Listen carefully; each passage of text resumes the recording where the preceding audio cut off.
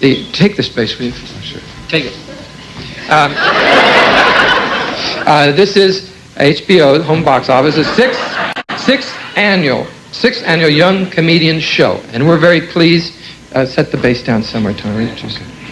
You want to hold it for a while? Yeah. Okay, we're really pleased that they thought enough of us to ask us to host the sixth annual. This is very important. The sixth annual Young Comedians. We feel qualified to host this show because we too were once two young comedians. So we know what it feels like to be two young comedians. That's right. So that's why we're qualified. I'm glad you brought that up. Now, this show may look very simple to you all. It's not a big production show. It's on location. This is live, of course, live at the Roxy, Sunset Strip, Los Angeles, California. But shows like this take a lot of planning. These are very, very difficult shows to produce. Tom, do you ever wonder how many man hours it takes to put together a show like this? Well, anyway, there's so many. I didn't know I was going to be asked that question. You see? No, I didn't know. I wasn't ready for that. I didn't really. Well, give me a chance. Lisa, what was the question? How many man hours does it take to put together a show like this? I don't think you understand. I wasn't ready for that. I thought maybe a metric question or something on metrics. Okay, let me take a guess. Let me take a guess. Okay? Okay. How many man hours does it take to put a show together like to take? Okay. It's off the top of my head. I want to win. Okay. 60 man. No. 700 man hours. No. Okay. 8 weeks. 8 weeks. You don't understand the question. No. You don't understand the question. That's what I'm trying to tell you. Just relax. That was a rhetorical question. Yeah, but don't you? I'm trying to give you an answer. Hey, a rhetorical question does not require an answer. You see? It just makes you wonder.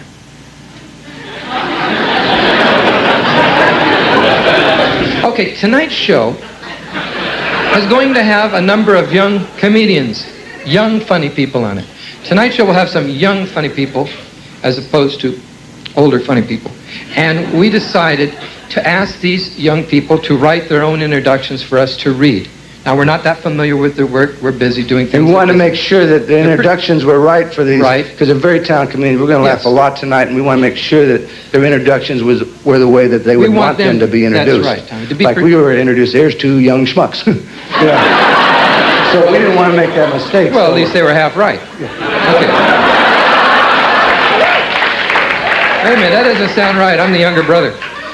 Anyway, this young comedian wrote this introduction to me. He wrote, and I'm quoting, says, Dear Dickie, Dear Dickie, will you please inform the audience that I am the bright young comedian you and your brother met in New York City in 1978. I don't remember meeting any bright young comedians in 1962, I met a real bright young comedian. Well, that doesn't matter, I don't recall. No, I recall this. I recall this bright young comedian. He says, to continue, you guys said if you still had your TV show, you would have used me. But no. You went and blew the whole thing and got your ass thrown off the air, leaving me to slog along alone in the treacherous world of stand-up comedy. I remember. Now you remember? I want you to tell them you asked me on the show tonight so you could apologize in front of the whole nation. Yeah, you really want to do? Sure. Do you feel like you should? Sure. Ladies and gentlemen. How is it?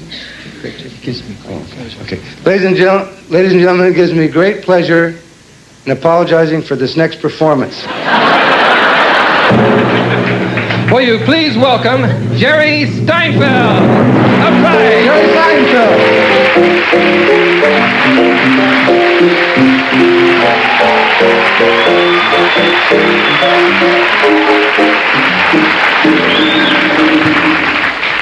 Thank you very much. Thank you. I love those guys. Don't you? Nice to be here tonight. A pleasure to be here tonight. It's a beautiful night. I just got back to Los Angeles today. I'm pretty excited about it. Nice weather we're having. Weather never changes here that much. You notice that? It's always the same. And weather reports are always the same. They always show you the same things on the weather report because they don't really know. So they try and cover it up. They show you the maps. Highs, lows, fronts. And then my favorite part, the satellite photo. This is really helpful. A photograph of the Earth from 10,000 miles away. Can you tell if you should take a sweater or not from that shot? I gotta buy some pajamas. You know you have to readjust a little bit. Pajamas have got to be the world's funniest clothes. Who designed them to look that way, like a little tiny suit? You notice the little collar buttoned down. And a breast pocket. There's a useful item. Is anybody using the breast pocket on your pajamas? What, do you put a pen in there, you roll over in the middle of the night, you kill yourself? Now, I also bought something that I had never in my life owned before. You may not believe it. Slippers. Never had them. Never had slippers. I'm looking at these things. Basically, there seems like two kinds you can get. You can get the slide-in. These are like emergency slippers, I guess. You could set these up by the side of the bed, case of a fire. Hey, you pick them right up and get, you know, you can really save time with those. Or you can get these slippers which have backs, kind of like shoes. Which, if you have pajamas, looks like a suit. This completes the effect. Now you get yourself a flannel briefcase, you're all set. You oversleep, go right into work. There's no problem. I bought some socks, which I've had before. But I'll tell you, no, you don't inspect these articles as you buy them. Think about socks. Of all articles of clothing, socks, more drive, more ambition than any other thing.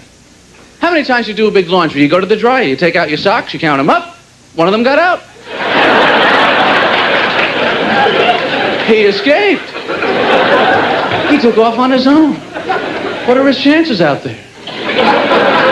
I don't think they're good.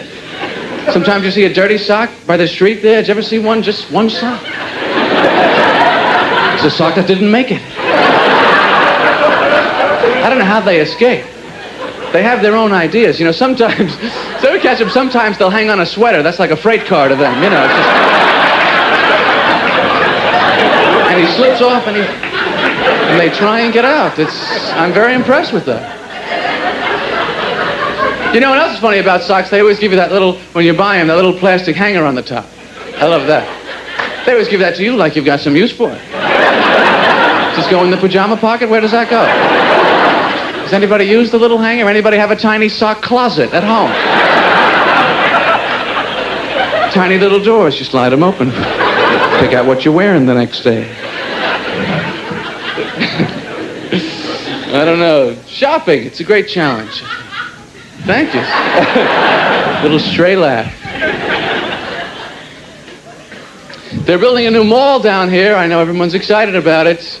I'm a little tired of malls. I don't know about you. Every mall is the same. Every mall has a piano store. I have never seen anybody in there buying one.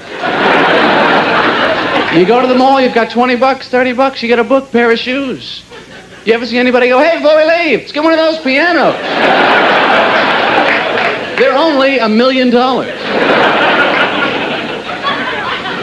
I like to go in the greeting card stores. I think they're interesting because greeting cards really reflect, you know, what people are saying to each other. The style of the greeting cards, the communications. There's a section now in every greeting card store I've been in lately where they have greeting cards with no printing on the inside, though. See these? I mean, this is a comment. No words, no message, nothing. It's like Hallmark is saying, hey, we don't know what to tell her.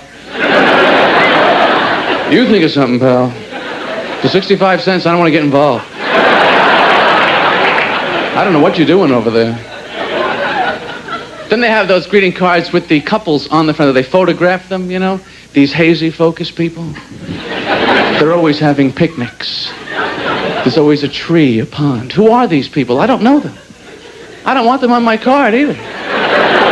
What am I going to write inside there anyway? Here's another couple having a better relationship than us.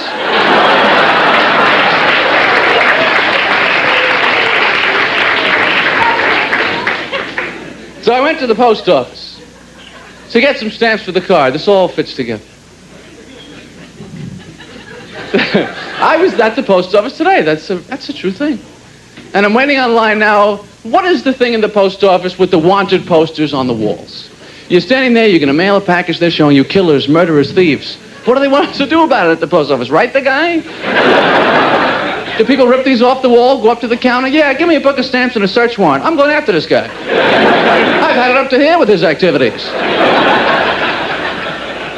I'll tell you my main question about these wanted posters on the wall. Why didn't they hold on to this guy when they're taking his picture?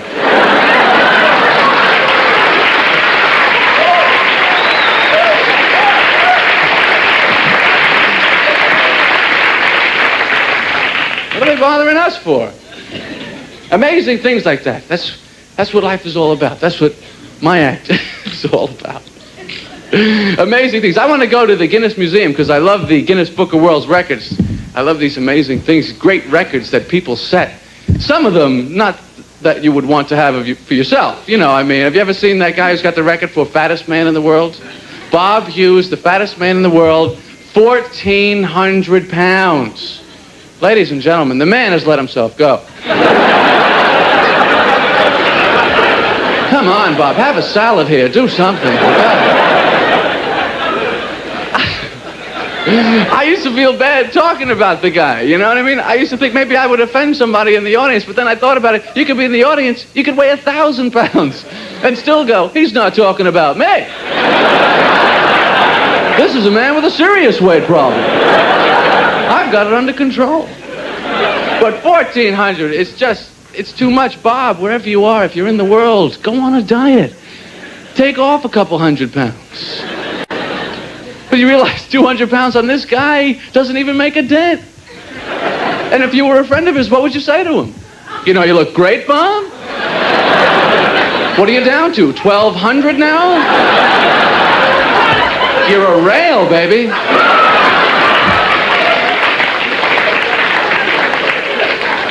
And what would he possibly say back to you? But you know, I feel terrific.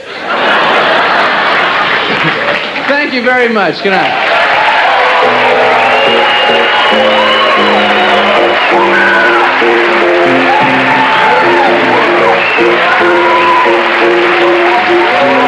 Jerry Tony Curtsy, Jerry Seinfeld. Very Seinfeld. Right.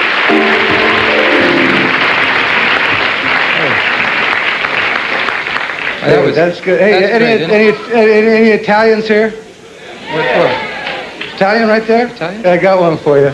Oh, Tommy, this isn't the time for This that. ought to take a second. Tommy, I'm this not is for young comedians. I'm just going to take a second. This is for the Italians. I got it. This is funny. E mangi la porta. Mangi la porta. What does it mean? It means eat the door. It's not funny. It's funny. It's a classic Italian punchline. It's eat the door. Mangi la porta, eat the door. This room was filled with Italians. You'd hear a roar that you would enjoy. Even Sicilians will smile at that one. It's like, mangi la porta, eat the door. It's a classic punchline. Well, what's the joke? It's a rhetorical punchline, Dickie. You say that. Just makes you wonder. Just introduce the act. Okay, well, as we said, each of the comedians wrote their own introductions, and I'd like to read this. Up front, right over there. Dear, Start again. dearest Tommy, please tell them that I am the only woman on the young comedian